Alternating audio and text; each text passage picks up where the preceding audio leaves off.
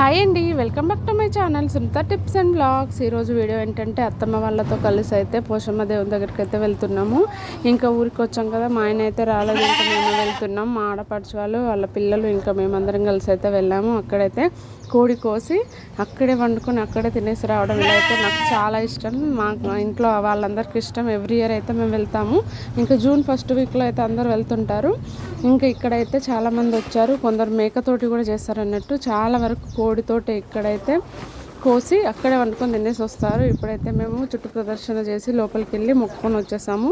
బయట అయితే కోడిని అయితే మొక్కేసుకొని ఇక్కడ కోసేసుకొని ఆ తర్వాత అయితే అన్నం కర్రీ వండుకొని అయితే తినేసి ఎంజాయ్ చేసి వద్దామని అయితే వెళ్ళాము. కానీ లాస్ట్లో అయితే బాగా గాలి దుమారం వచ్చి అయితే వండిన తర్వాత ఇంకా కొంచెం కొంచెం తినేసి త్వరగా వచ్చేసాం అన్నట్టు. పిల్లలు అయితే చాలా బాగా ఎంజాయ్ చేశారు. ఎండ ఉన్నా సరే వాళ్ళు చాలా ఎంజాయ్ చేశారు. అక్కడ ఒక చెట్టు ఉంది కదా, చెట్టు దగ్గర అయితే చాలా హ్యాపీగా ఎంజాయ్ చేశారు ఊయలు ఊగుతూ. ఇక్కడైతే అసలైన సంప్రదాయం ఏంటంటే ఇంకా కోడిని అలాగే కోసేయడం కాదు, అది కొరుకు ముట్టియడం అంటారు. కొరుకు ముట్టిస్తేనే అంటే అది ఆ బియ్యం తింటేనే కట్ చేసి వండడం అన్నట్టు. ఇంకా మేమైతే బగారా రైసు కర్రీ వండాము. ఆ తర్వాత అయితే మా అత్తమ్మ ఇక్కడ ఊయలుగుతుంది. చాలా బాగా పిల్లలతో పాటు ఎంజాయ్ చేసింది.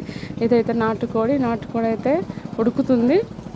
నాటుకోడి చపాతీ ఇంకా స్ప్రైట్ తింటున్నారు పిల్లలు అయితే చాలా బాగా ఎంజాయ్ చేస్తున్నారు.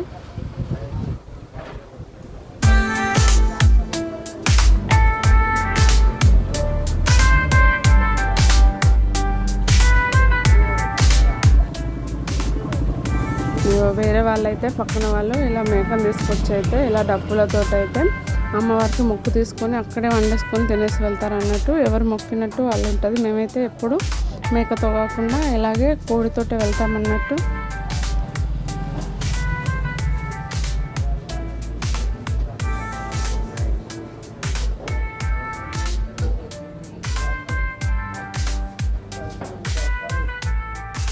ఇంకా వంట అయితే మొత్తం పూర్తి అయిపోయింది. ఇంకా కూర్చొని తిందామని ఒక్కొక్క పూరి పెట్టుకున్నామో లేదో ఇంకా గాలి మొదలైపోయిందండి.